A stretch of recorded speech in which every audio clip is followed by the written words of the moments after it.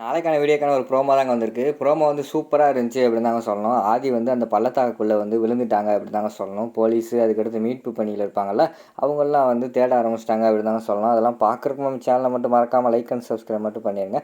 First எடுத்தோடனே நம்ம ஆதி இருக்கார்ல, ஆதி வந்து அந்த மலையிலேருந்து மேலே கீழே விழுந்த உடனேயும் நம்ம பாரதிக்கு வந்து என்னென்னே தெரில. ஐயோ ஆதின்னு அந்த இடத்துல வந்து கத்திக்கிட்டு இருக்கிற மாதிரி காட்டுறாங்க.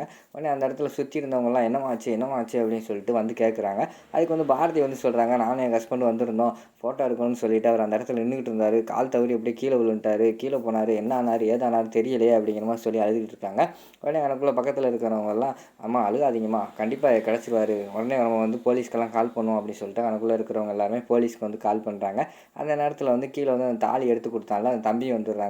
அக்கா என்னக்கா ஆச்சு அப்படிங்கிற மாதிரி கேட்டவொடனே, தம்பி அண்ணன் வந்து கீழே வந்துட்டாருப்பா அப்படிங்கிற மாதிரி சொன்னோடனே, அக்கா நான் தான் சொன்னேன்லக்கா பார்த்து போங்கன்னு சொன்னல, இந்த ஏரியா வந்து வழுக்கும், நான் அவங்கள்ட்ட சொல்லி தானே அனுப்பிச்சேன் அப்படிங்கிற மாதிரி சொன்னாங்க.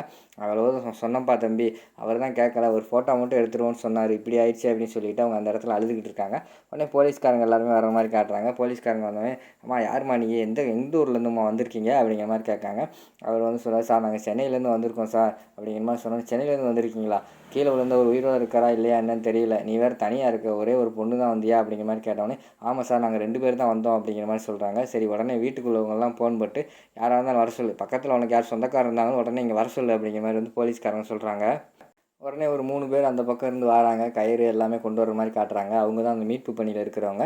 அவங்க வந்துட்டாங்கம்மா, அவங்க ஹஸ்பண்ட் ஃபோட்டோ காட்டுமான்னு சொன்னோடனே செல்லில் வந்து ஃபோட்டோ காட்டுறாங்க. அவங்க வந்தவொடனே, சார் எப்படி ஆள் உயிரோடு இருக்கா இல்லையா அப்படிங்கிற மாதிரி கேட்டவொடனே, ஐயோ வாயை கழுவியா, இப்போ தான் வந்திருக்கேன், வந்தவொடனே இப்படியா பேசுவேன், அந்த அம்மாட்ட ஃபோட்டோ வாங்கி பாரியா, இப்போ தான் விழுந்திருக்காரு, டக்குன்னு தூக்கிட்டு வாங்க அப்படிங்கிற மாதிரி சொன்னோடனே அவங்க ஃபோட்டோவை பார்த்துட்டு மீட்பு பணியில் இறங்கி வேலையெல்லாம் செய்ய ஆரம்பிச்சிடுறாங்க. அந்த நேரத்தில் வந்து நம்ம அறிவு செட் பண்ண ஆள் இருக்கார்ல, பாரதி வந்து தீர்த்து கட்டுறதுக்கு ஆல்ரெடி வந்தார்ல, அவர் வந்து அந்த மீட்பு பண்ணிகிட்டு இருக்கிறவங்கள்ட்ட போய் ஒரு பை நிறைய காசை காட்டுறாரு. என்ன தம்பி வேணும் இவ்வளோ காசை காட்டுற அப்படின்னு சொன்னோடனே, நீங்கள் தேடுறீங்கள, அவன் வந்து உயிரோடு இருந்தாலும் சரி இல்லைனாலும் சரி, அவன் வரும்போது வந்து பணமாக தான் வரணும், அதுக்கு தான் அந்த காசு அப்படிங்கிற மாதிரி சொன்னோடனே அவங்க ஷாக் ஆகி பார்த்துக்கிட்டு இருக்காங்க. அதோட பார்த்தீங்கன்னா இந்த ப்ரோமோ வந்து முடிச்சிடுறாங்க.